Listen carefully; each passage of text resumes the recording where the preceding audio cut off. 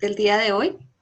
Buenos días a todas las personas que se encuentran conectadas a este seminario. El día de hoy nos acompaña el maestro Álvaro Delgado Mejía, eh, quien realizó su tesis de maestría en la Universidad de Antioquia, y los resultados de este trabajo nos los presentará el día de hoy. Él también es profesor de la institución universitaria Pascual Bravo en la ciudad de Medellín, en Colombia. Entonces le doy la palabra a Álvaro. Muchas gracias por compartir con nosotros este espacio y adelante. También para las personas que por primera vez nos acompañan al seminario, inicialmente tenemos la conferencia de 45 minutos de Álvaro y posteriormente tenemos una sesión de preguntas de 15 minutos. En la medida en que vayan surgiendo inquietudes, pueden irme indicando vía chat y al finalizar yo iré asignando la palabra a cada una de las personas que tengan inquietudes. Entonces, muchas gracias y adelante, Álvaro. Bueno, gracias María Elena. Un cordial saludo y buenos días a todos los que están en este seminario.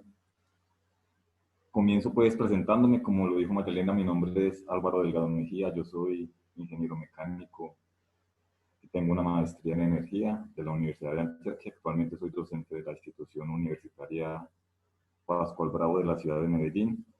Estoy adscrito al departamento de mecánica y ahora mismo, con la infraestructura que tenemos en la institución y con el personal docente que tenemos, pues estamos llevando a cabo algunos proyectos de investigación, tenemos otros formulados en los mismos frentes que aborda la red, que son el tema de energía, el tema de vehículos, aunque últimamente nosotros hemos incursionado mucho en lo que es la movilidad eléctrica.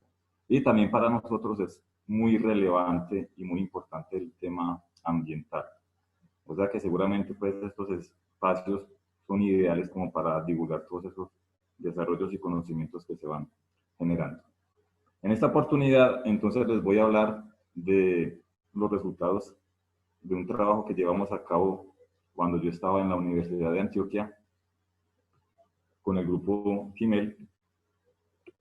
En ese entonces estábamos con un proyecto de investigación en donde el objetivo era como determinar o evaluar el efecto que tenían las mezclas de diésel comercial con diferentes porcentajes de diferentes biodiesel sobre lo que era el efecto en el desempeño mecánico del motor y también en las emisiones gaseosas que se producían durante la combustión.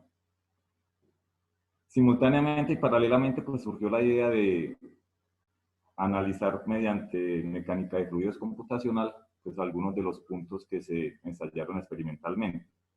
A mí me hubiera gustado pues ensayar prácticamente todos los puntos y trabajar también con las simulaciones con biodiesel. Más adelante les voy a comentar cuáles fueron las limitaciones que tuvimos. Bueno, el proyecto entonces tomó como caso base el funcionamiento del motor con diésel y ese fue el que terminamos simulando. Se probaron diferentes grados de carga en el motor, o sea, diferentes combinaciones de torque y revoluciones en el cigüeñal, de manera que se cubrieran zonas pues, significativas bajo la curva de potencia del motor.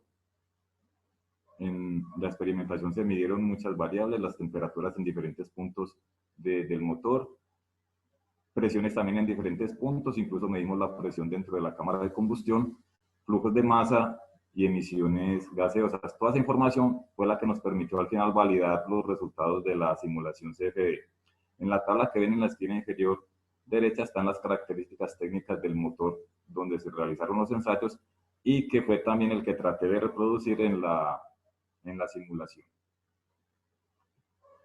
Bueno, de todos los ensayos que se efectuaron, escogimos cuatro puntos experimentales donde mantuvimos el régimen de giro constante en 2000 RPM y lo que hicimos fue incrementar el torque.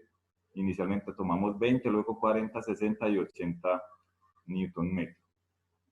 Valga aclarar entonces que la simulación se llevó a cabo para el ciclo que termodinámicamente se puede considerar como cerrado, es decir, cuando las válvulas están cerradas, no se consideró ni el proceso de admisión ni el proceso de escape.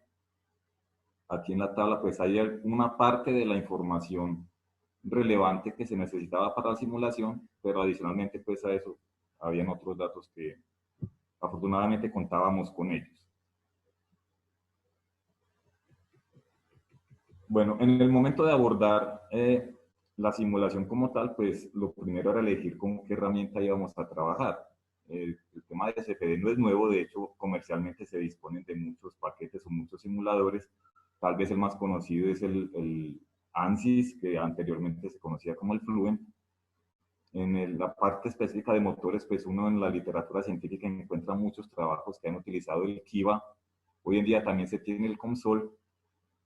Y particularmente nosotros utilizamos el OpenFOAM por diferentes razones. Una de ellas es que es un software libre, no hay conflicto ni problemas de licencia. Otra característica que tiene el OpenFOAM es que es de código abierto, aunque muchas veces pues esa ventaja también se convierte en una serie de desventajas. Luego les voy a comentar por qué. Independiente de la herramienta que se elija para hacer la simulación CFD, la metodología se puede resumir en tres grandes etapas, que son la de preprocesamiento, la de procesamiento y el postprocesamiento. De las tres, casi que todos los autores concuerdan en que la primera es como la más importante, a la que más tiempo se le debe dedicar. De lo que se haga ahí, prácticamente se va a garantizar o no el éxito en la simulación. De aquí en adelante les voy a entonces a detallar qué fuimos haciendo en cada una de esas etapas. Para el procesamiento, entonces, lo primero era qué simplificaciones y qué aproximaciones íbamos a hacer nosotros con respecto al caso real. Lo primero era con respecto al combustible. Entonces, como les mencioné, en los ensayos se utilizaron mezclas de diésel con diferentes tipos de biodiesel, y el caso base era diésel, pero a mí nunca nadie fue capaz de decirme cuál era la composición del diésel que se estaba utilizando en los ensayos. Y aunque yo hubiera conocido esa composición, pues tampoco me hubiera servido de mucho.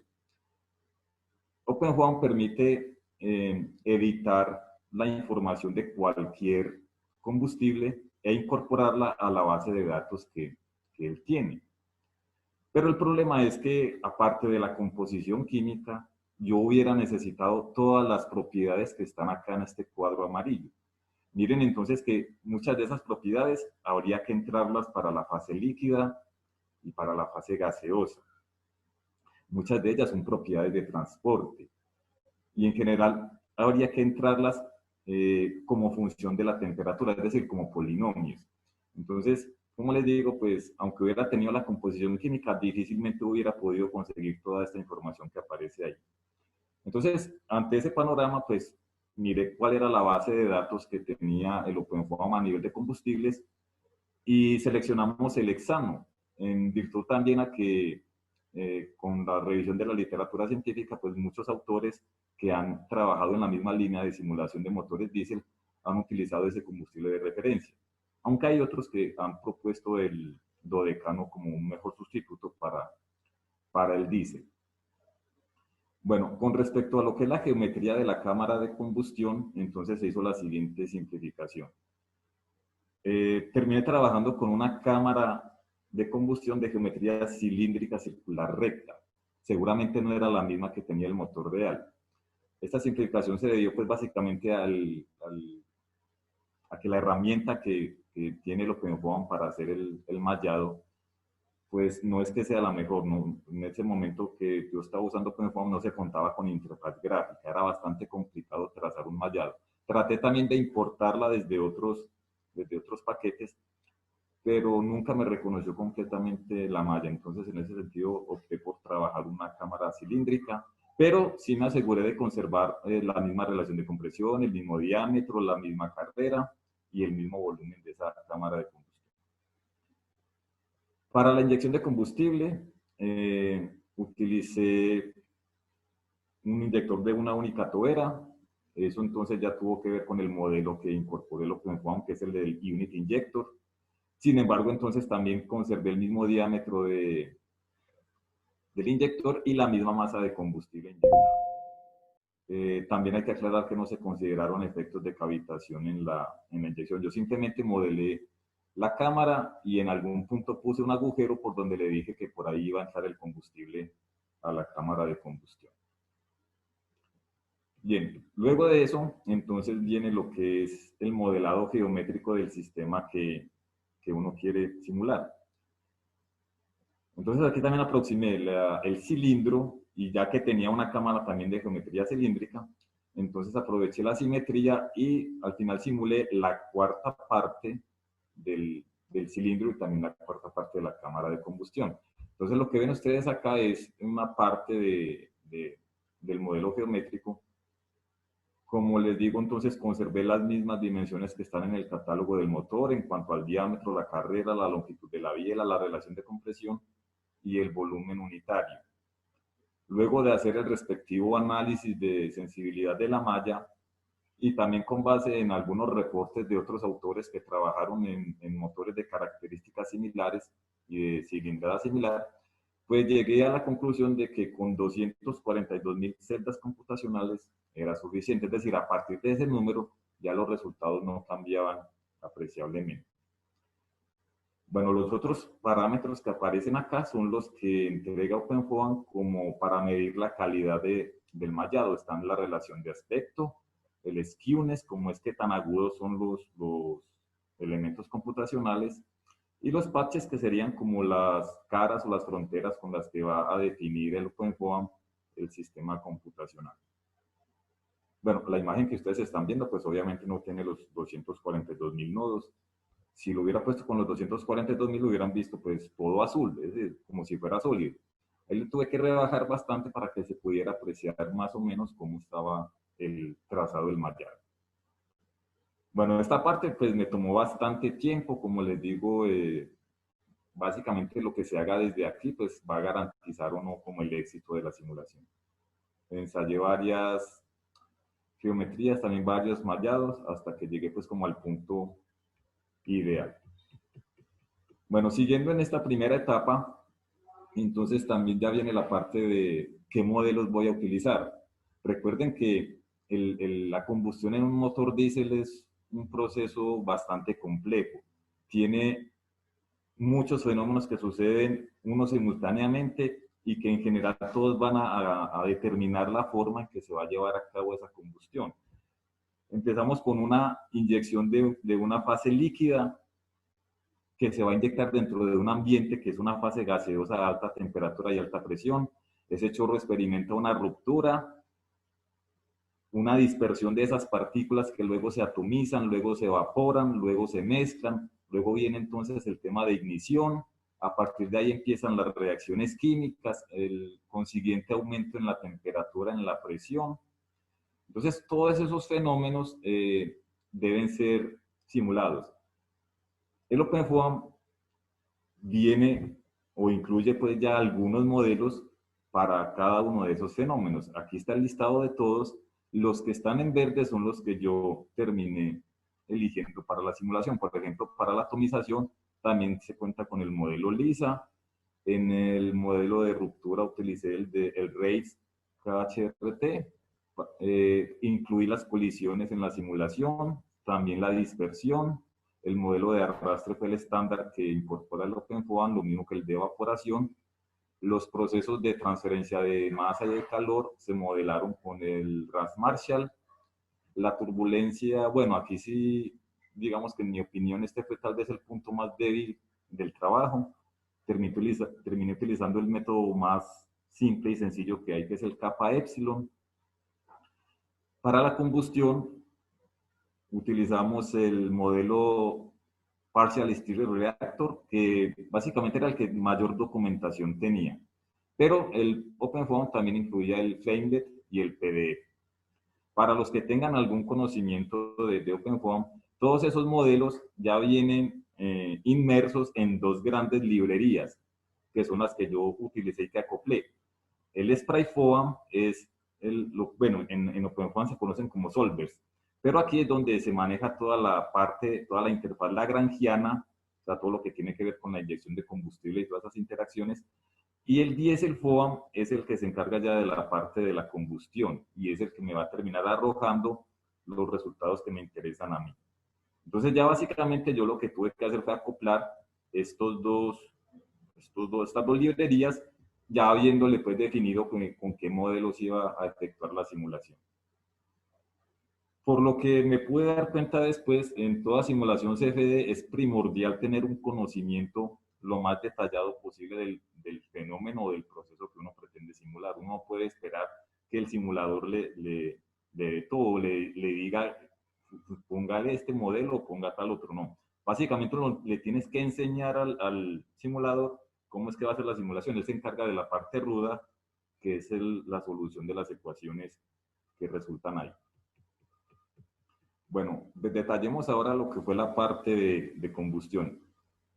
Utilicé un esquema cinético que incluía 15 especies, que son las que están acá en verde, y con 39 reacciones. Nuevamente, el OpenFOAM incorpora diferentes esquemas cinéticos. Este no es ni el más reducido ni tampoco el más robusto, es como un intermedio. Terminé escogiendo este simplemente porque si hubiera utilizado el más robusto, pues el tiempo de simulación hubiera tomado mucho más tiempo del que me tomó a mí. De todas maneras, este esquema pues me permite tener idea de muchos componentes intermedios que se van generando durante la combustión, como para tener pues una idea un poco más detallada de cómo se está llevando a cabo dentro de la cámara. Bueno, hasta este punto entonces digamos que ya teníamos como todo organizado. Sin embargo, entonces tenía una duda. Bueno, ¿y a mí quién me garantizaba de que ese modelo que yo había utilizado para todos los fenómenos y esas dos librerías me iban a arrojar resultados que fueran coherentes con la realidad del funcionamiento del motor? Entonces, para validar ese modelo que tenía ahí, ya me salí del motor y entonces utilicé los resultados de los experimentos que se llevaron a cabo en los laboratorios Zambia, allá en Livermore, en California. Ellos hicieron una serie de ensayos en una cámara de combustión muy bien instrumentada, midieron, hicieron un barrido de diferentes condiciones con diferentes combustibles. Y pues lo mejor de todo es que toda esa información la publicaron en su página de internet. Luego me di cuenta de que muchos autores utilizaban esa información para validar sus modelos. En ese sentido, entonces yo hice lo mismo. Reproduje la misma cámara de combustión que tenían ellos y simulé pues aquellos procesos o aquellas condiciones que se asemejaran más a las condiciones de operación de un motor diésel, que enseguida se las voy a especificar. Bueno, aquí en la parte izquierda hay una imagen esquemática de lo que es la cámara de combustión que utilizaron en la experimentación los laboratorios de Sandia. Y en la parte derecha pues está el modelo geométrico que yo utilicé. Traté de darle como más densidad a la malla, es precisamente en la zona donde iba a ocurrir la combustión, aunque aquí pues no se aprecia bastante. La malla que utilicé tenía 200.000 celsius. Bien, de todo el panorama de ensayos que hizo Zambia, yo seleccioné los siguientes. Seleccioné los ensayos que se hicieron a 800 Kelvin, 900, 1000, 1200 y 1300 Kelvin, que son temperaturas fácilmente alcanzables en un motor diésel. Trabajé con una densidad de 14.8, diámetro del orificio del inyector de 0.1 milímetros, presión de inyección de 1500 bar. Afortunadamente, en los ensayos de Zambia también trabajaron el heptano, pero también tenían otros combustibles que pude haber comparado. Y otra característica de los ensayos de Zambia es que utilizaron ambientes con 21% de oxígeno y 10% de oxígeno. Hasta donde recuerdo creo que era para, por ejemplo, los que simulaban o tenían en cuenta el efecto de la recirculación de gases de escape. Esta hubiera sido una buena manera de validar también esos modelos. Bueno, entonces para todas estas condiciones y ya teniendo modelada la cámara de Zambia, entonces hice las simulaciones y luego entonces comparé los siguientes dos parámetros. Como lo que me interesaba era validar el modelo de combustión, entonces tomé como referencia los parámetros característicos que se suelen usar en el estudio de llamas, como lo son el lift-off, que en este caso en Sandia lo midieron experimentalmente a través de la concentración de OH utilizando quimioluminiscencia. Y el otro parámetro fue el ignition delay, que Sandia lo hizo basado en el registro de la presión. Entonces, cuando se detectaba un aumento ya significativo en la pendiente, ahí entonces se establecía como el ignition delay. Bien, entonces, luego de que efectué todas estas simulaciones, todas estas condiciones, y ya habiendo extraído los datos o los resultados que me interesaban a mí, que eran el del lift-off y el del ignition delay, entonces pasé a hacer lo siguiente. Aquí les pongo una de las imágenes que reporta Sandia en su página web. Esta es una imagen de quimioluminiscencia para determinar el lift-off para unas condiciones, en este caso de 1000 grados Kelvin, con un ambiente de 21% de oxígeno, una presión de 1500 bares, un diámetro de 0.1 milímetros y utilizando etano como combustible.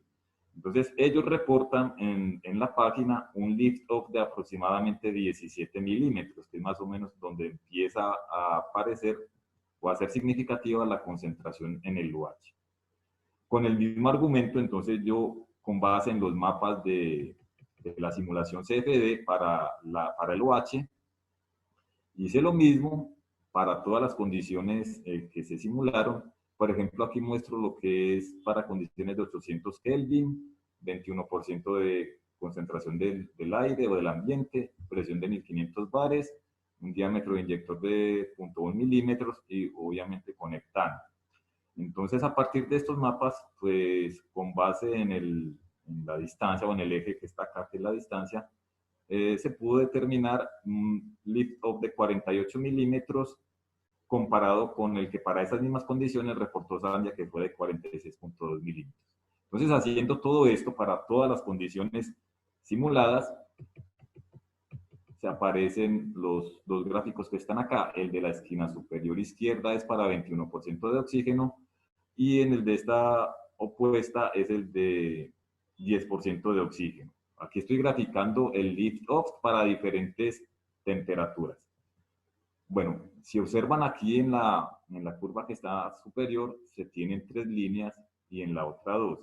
Resulta que también encontré una correlación empírica desarrollada por Sievers en el 2005, en el que también hizo estudios similares con heptano, pero lo hizo solamente para ambientes con 21% de oxígeno. Entonces, por eso aquí sí pude comparar en color azul el resultado de la simulación, en color rojo el experimental de Sandia y en color verde la correlación de Sievers. Como pueden ver entonces, se tuvo una buena concordancia en los resultados y también a 10% de oxígeno. Luego pasé entonces a analizar los resultados del ignition delay, también con 21% de oxígeno acá y 10% de oxígeno, y también en función de la temperatura en la cámara. Bueno, aquí sí, digamos que en la franja media, pues se ven como algunas diferencias que son significativas, por lo menos a 21% de oxígeno, y a 10% de oxígeno, pues a bajas temperaturas sí se ve como cierta diferencia, pero en la medida en que aumenta, tiende a aproximarse muy bien la simulación con los resultados experimentales. Con base en esto, entonces yo ya tenía pues la confianza de que el modelo me iba a entregar resultados que eran coherentes.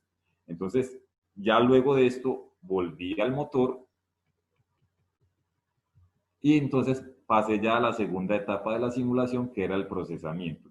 Aquí en esta etapa, pues prácticamente se definen, son como los parámetros con los cuales el simulador va a resolver las ecuaciones.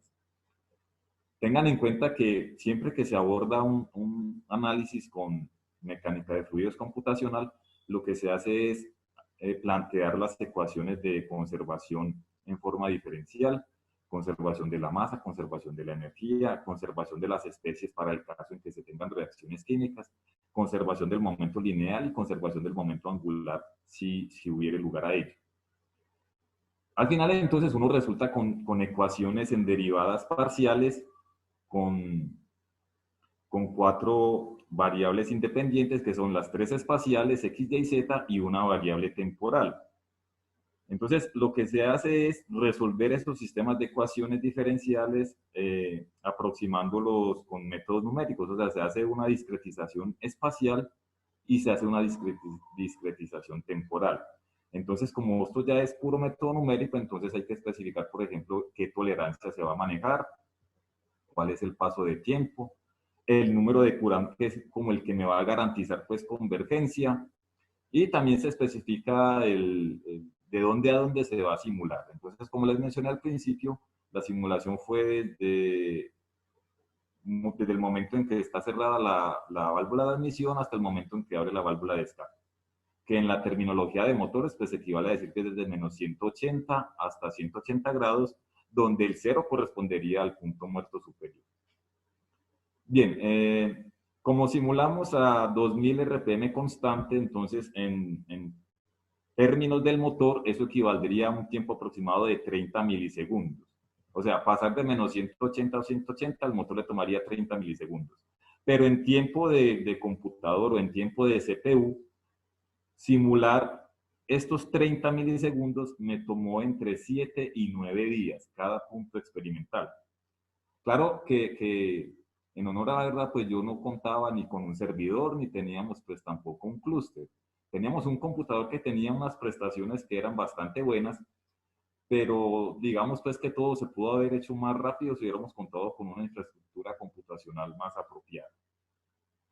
Bueno, también le especificamos cada cuánto quiero que me entregue o me grabe información. Entonces, le especifiqué que me tomara o que me grabara cada 5 grados para las carreras de compresión y de expansión. Y de a 1 grado, desde el momento en que iniciaba la combustión hasta más o menos cuando se hubiera quemado el 90% del combustible. Yo necesitaba, básicamente, era la información ahí, donde se estaba dando a cabo la combustión. Luego me di cuenta que otro problema pues asociado a esto es que la cantidad de información que se genera es monumental. Ya al final, cuando estaba en las últimas simulaciones, me empezó pues a aparecer la alerta de que ya el disco duro se estaba llenando, pero ¿cómo se va a estar llenando? Luego me dio por abrir uno de los archivos que genera OpenFOAM y claro, eso me está guardando prácticamente la información de todo. Cuando él ya converge a una solución, él me está entregando la variación espacial y temporal de todas las variables que están inmensas en el proceso. Por ejemplo, él me dice la concentración de cualquiera de estas especies a lo largo del tiempo. Y así para cualquier otra variable. Yo podría sacar el gráfico de cómo varía, por ejemplo, no sé, la conductividad térmica de la fase gaseosa a lo largo del ciclo, o el calor específico, o la entalpía de vaporización, cualquier cosa. Entonces, al final uno casi que se enloquece con todo ese mundo de información. Y entonces luego viene la siguiente etapa, la última, que es el postprocesamiento, que es cuando ya tenemos todos los resultados, cuando ya la convergencia y la simulación fue exitosa. Entonces, y aquí dice uno, ¿qué voy a hacer yo con toda esa información que me entregó OpenFOAM? Pretender analizar eso con Excel o con MATLAB, por ejemplo, es impráctico. Afortunadamente, pues ya también se cuentan con muchos programas diseñados específicamente para manipular toda esta información. Yo utilicé el ParaView, que cuando uno instala el OpenFOAM, él instala el ParaView, aunque he conocido pues que hay otras herramientas, aunque no sabría decirles si son mejores que el ParaView. Entonces, de toda ese mundo de información que me entregó el OpenFOAM, bueno, yo seleccioné como los parámetros que se utilizan en motores, lo que es la presión en cámara, la evolución temporal de cada uno de esos parámetros, como la presión en cámara, la temperatura en la cámara, la tasa de liberación de calor, la fracción de calor liberada y la evolución de las concentraciones gaseosas, fueran contaminantes o no. Aunque como les digo, pues yo pudiera incluir cualquier otra variable ahí en los resultados. Bien, luego de organizar entonces todos esos vectores que me arrojaba el OpenFOAM, entonces aquí aparecen ya los resultados. Esta primera imagen muestra entonces la evolución de la presión dentro de la cámara para los 4 escenarios que propusimos, que eran 40 Nm, 20, perdón, 40, 60 y 80 Nm. Como pueden observar, a bajas cargas se observan diferencias entre la experimental y la simulada. Y a alta carga, digamos que el match es casi que perfecto, exceptuando por el pico. De la misma manera, entonces, también se pueden sacar los perfiles de temperatura que aparecen acá. Recuerden que en azul está la simulada y en rojo la experimental. Bueno, nosotros no medimos directamente la temperatura dentro de la cámara de combustión. No hay manera de hacerlo. Lo que hicimos fue, con base en un modelo termodinámico y utilizando la información experimental, pues obtuvimos los perfiles de temperatura. Aquí sí se observan unas diferencias significativas en todos los 4 escenarios simulados. Y esas diferencias también se van a ver reflejadas, incluso acentuadas, luego que miremos las curvas de calor. Bueno, esta que está acá es ya una comparación, pero solamente de resultados simulados, pero era algo que era totalmente esperable. Por ejemplo, uno esperaba que en la medida en que aumentara el torque, pues también iba a aumentar el pico de presión. Miren, por ejemplo, que siempre es azul, verde, rojo, morado, tanto en presión como en temperatura. Aquí están los resultados de la tasa de liberación de calor. Aquí sí se ven unas diferencias ya pues mucho más acentuadas. Sin embargo, si se fijan en las azules, que son las del CFD, en el caso de 80 Nm, más o menos se trata de como de visualizar las dos zonas de combustión en el motor diésel, la zona de hipermezcla y la zona de difusión, cosa que no fue capaz de reproducir el modelo. Entonces ya esto le va dando pues como pistas a uno de que el CFD sí funciona por lo menos en simulación de motores. Luego aparecen los historiales de las emisiones gaseosas, la evolución temporal. Bueno, aunque en el eje horizontal aparece el ángulo, pues recuerden que el ángulo va directamente relacionado con las revoluciones. Además, en la literatura pues, de motores se acostumbra a hacerlo con base en el ángulo. Entonces tenemos acá en esta parte el monóxido de carbono, acá la evolución del CO2, acá la evolución del oxígeno biatómico y acá la del NO. Como pueden observar, entonces al final cada una de ellas tiende como a estabilizarse. Entonces, si uno supone que de ahí en adelante ya la cinética se congela, entonces uno fácilmente puede decir que ya no va a haber más reacción química y lo que se produja acá, pues sería lo mismo que se fuera a medir en el escape ya al final. Con base en ese supuesto, entonces luego hicimos esta comparación donde ya comparábamos experimental en color rojo y simulado en color azul. Las emisiones de monóxido de carbono, las de dióxido de carbono, las de oxígeno acá y las de óxidos de nitrógeno acá. Bueno, con base pues en el supuesto que les dije que la cinética se congelaba y todo eso, las tendencias fueron las mismas y siempre vemos que, salvo para el caso del CO, perdón, salvo para el caso del O2, vemos que siempre estuvo por debajo la tendencia marcada por el CFD. De todas maneras, recuerden pues todas las simplificaciones que se hicieron.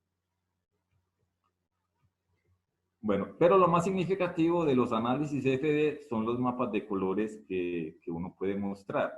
Esto que está aquí son las imágenes o los cortes por el plano medio de esa cámara que yo les había mostrado ahora.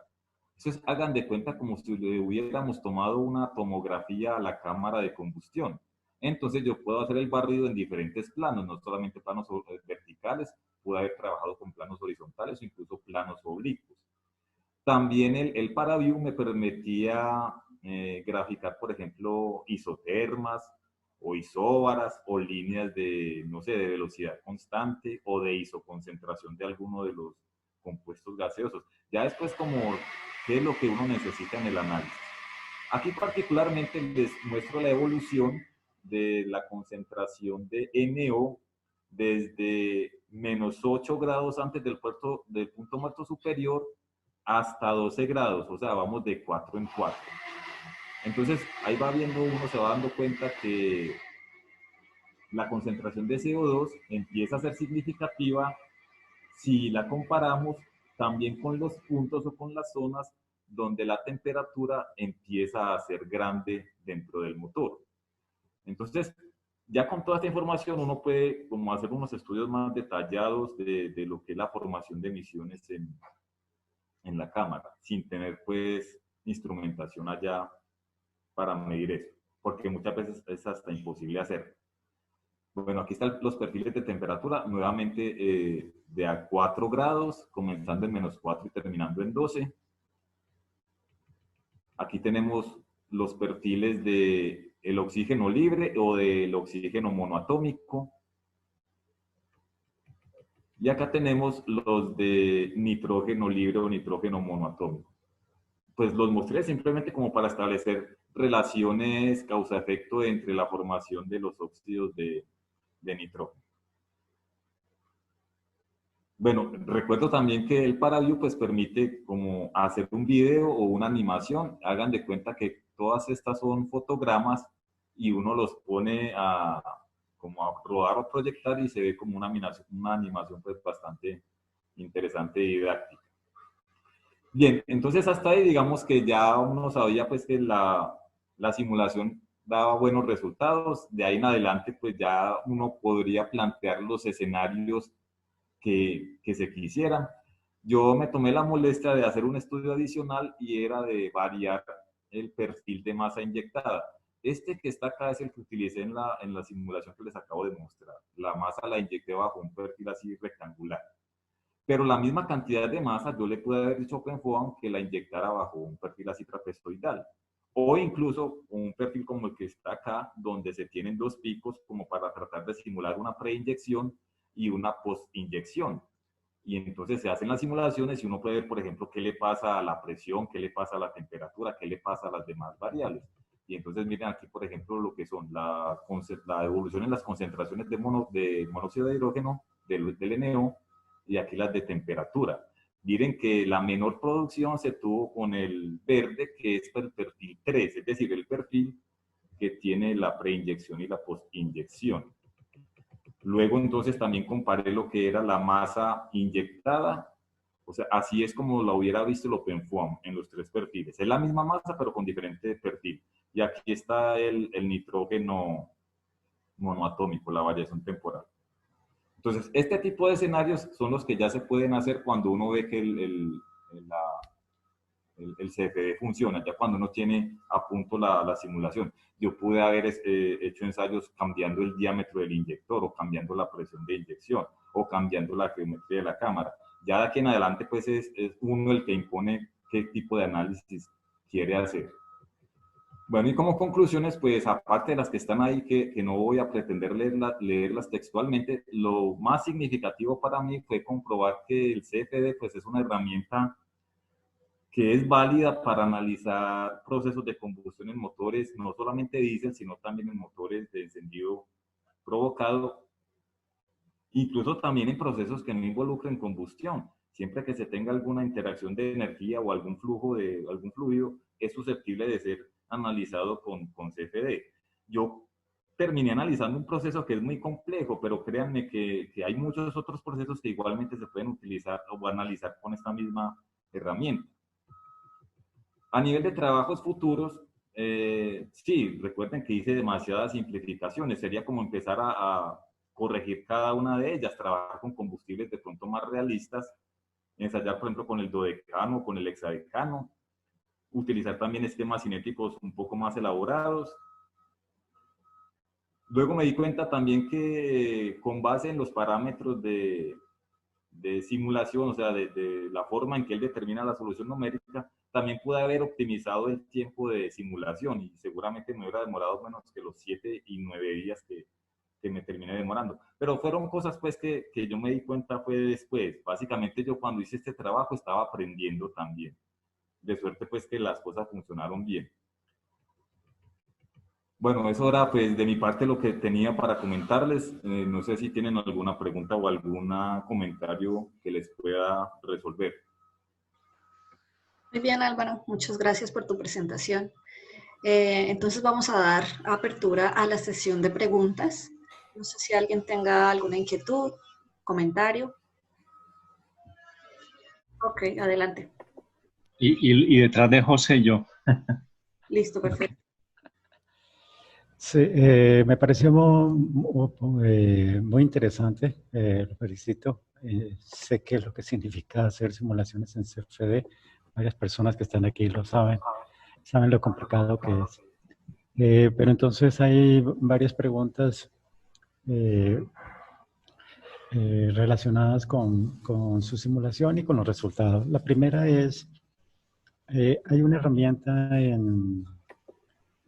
yo no sé si la tiene OpenFOAM en realidad, sino que cuando uno tiene estos proyectos, estos geometrías axisimétricas, Sí.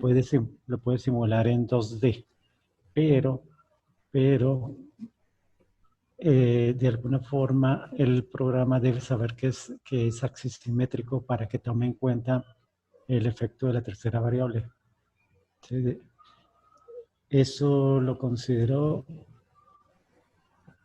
Bueno, yo luego sí me di cuenta que se pudo haber hecho de esa manera. En su momento yo no lo sabía. Y lo máximo que pude reducir fue haciendo pues simetría. Luego le dije, le especifiqué que, por ejemplo, esta frontera iba a ser cíclica para que él tuviera, pues, para que él supiera que era un cilindro completo. Pero sí, profe, yo después me di cuenta que se pudo haber hecho también mucho más sencillo de esa manera. Okay. De todas formas, pues eso significa más tiempo de cómputo, eso no significa que haya un error. Muy bien. La siguiente, ¿me quiere recordar la inyección va en el centro? Únicamente en el centro para conservar simetría, ¿es correcto? Sí, señor. Ok. Y la otra ya, la siguiente pregunta es más de que me genera mucha curiosidad y le quisiera pedir que si puede volver a la presentación, a presentarla para las emisiones de CO. ¿Ustedes están viendo mi pantalla?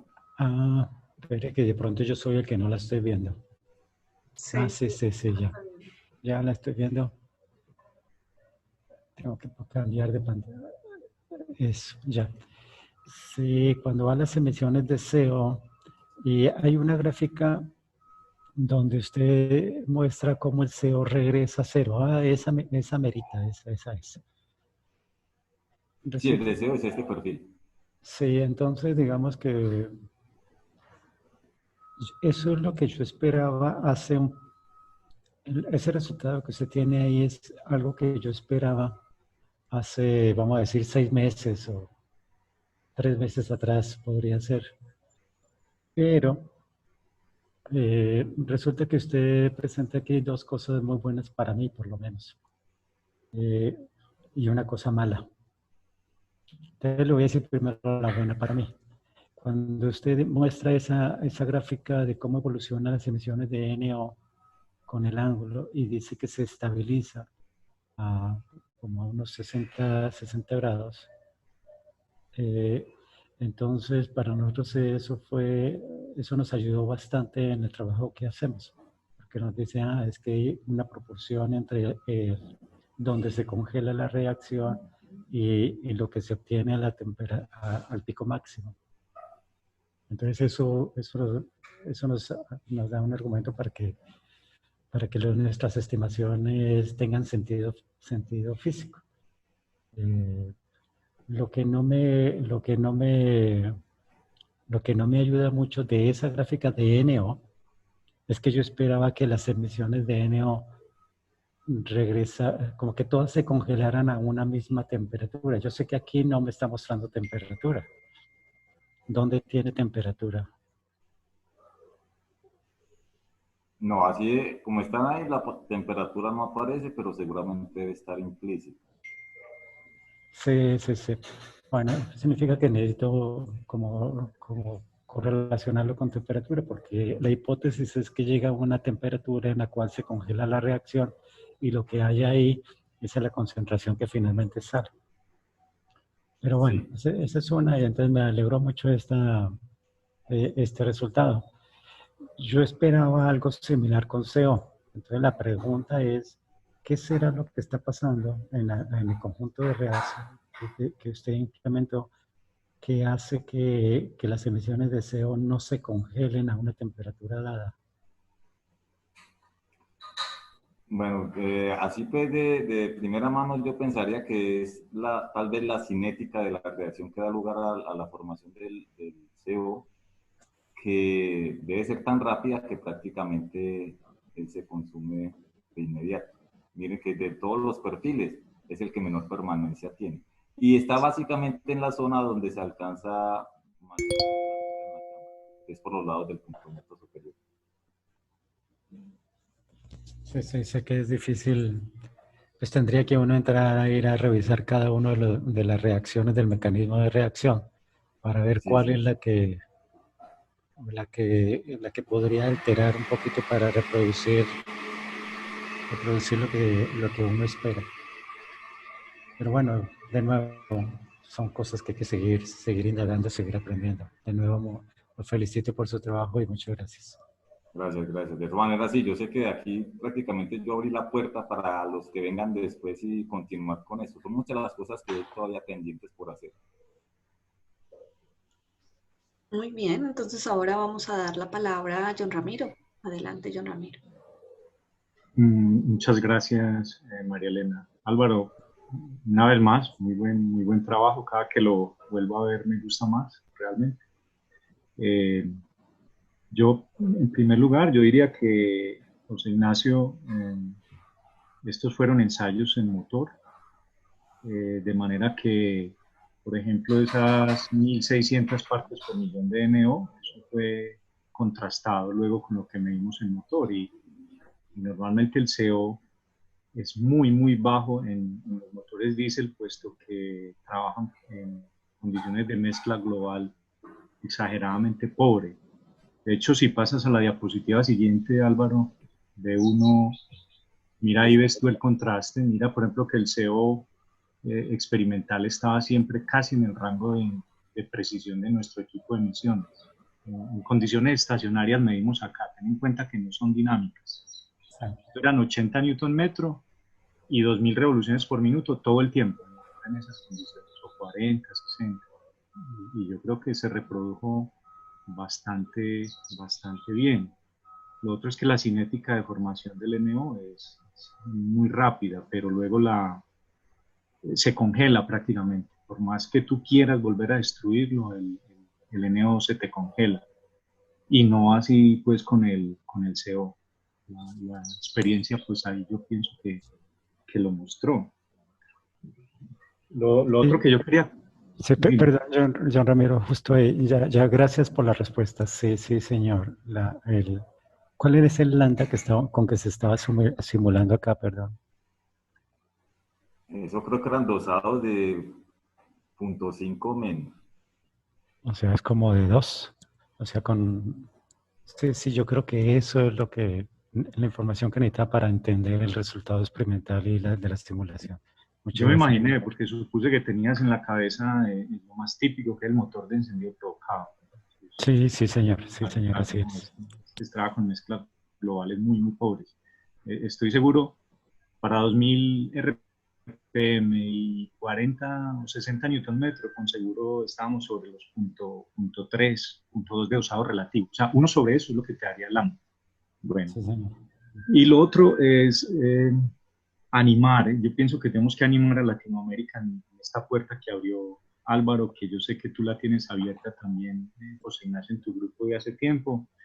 De hecho, si ustedes vieron una de las dificultades de este trabajo, porque cuando concebimos este trabajo era en el marco de un proyecto que nos financiaba el Ministerio de Agricultura aquí en Colombia, con el objeto de promover diferentes tipos de biocombustibles para motores diésel, reemplazando pues el combustible fósil.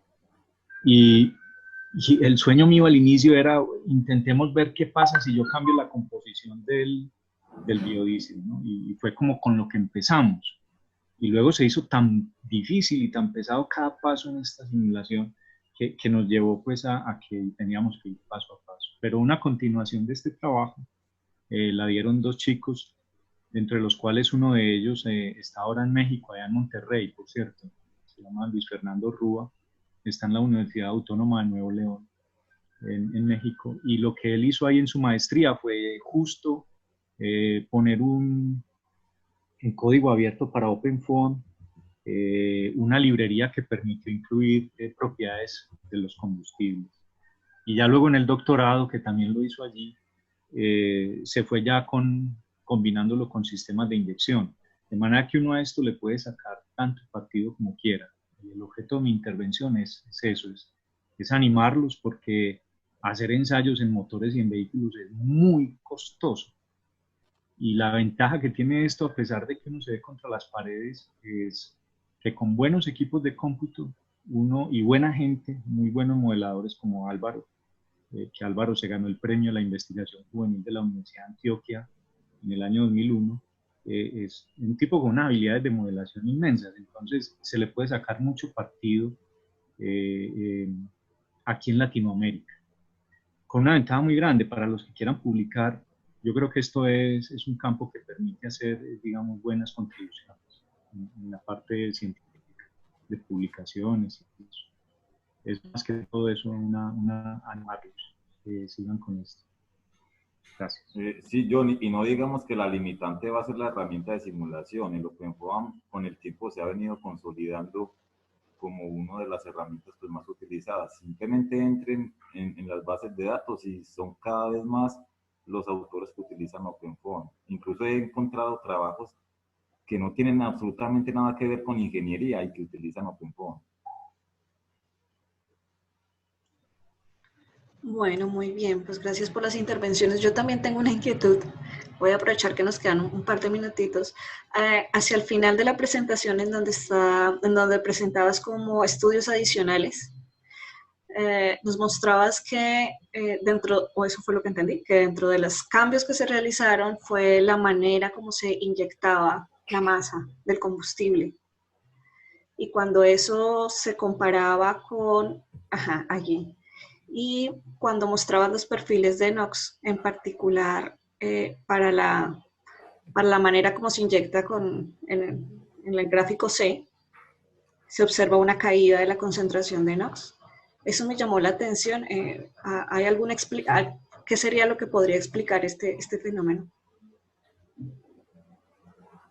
Bueno, no, yo lo que pienso es que viéndolo ya así globalmente como caja negra, pues no es lo mismo tener esta cantidad de masa inyectada de esta manera que tenerla así como secuencialmente. Simplemente fíjense aquí en cómo vio, cómo leyó OpenFOAM la masa que le estaba entrando.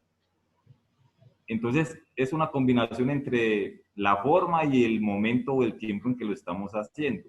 Y yo creo que esa combinación es la que permite al final tener ese resultado de una menor emisión de óxidos de nitrógeno con ese perfil de inyección así segmentado.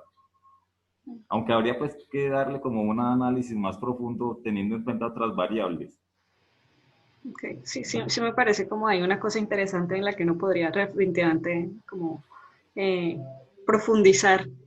Porque Sí. lo que parece que está diciendo esto, estoy entendiendo, es que dependiendo de la manera como se inyecta el combustible, podríamos reducir la contaminación atmosférica o las emisiones. Claro. No, claro, María Elena, es que es justo, tienes toda la razón. Ten en cuenta que este trabajo lo hicimos hace ya, Álvaro, 10 años, ¿no?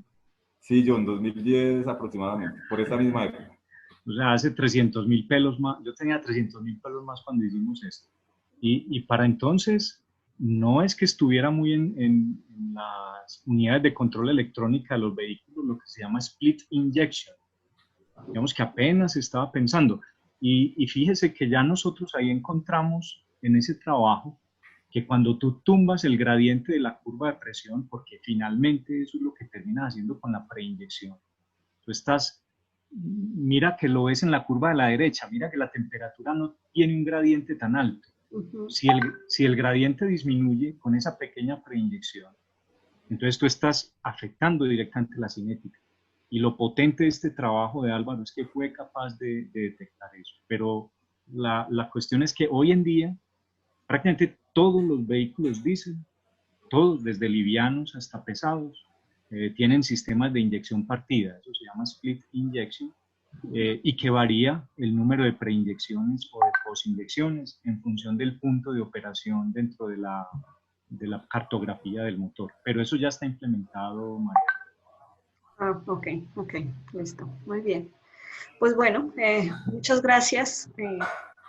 Ya por los tiempos es hora de cerrar nuestro seminario. Gracias a Álvaro por acompañarnos, a John Ramiro también por abrir este espacio y a todas las personas que se conectaron el día de hoy con nosotros, con nosotras. Y los esperamos entonces el próximo miércoles a la misma hora en el mismo canal, literalmente, para otro de nuestros seminarios. Álvaro, nuevamente muchas gracias y espero todos tengan una buena tarde.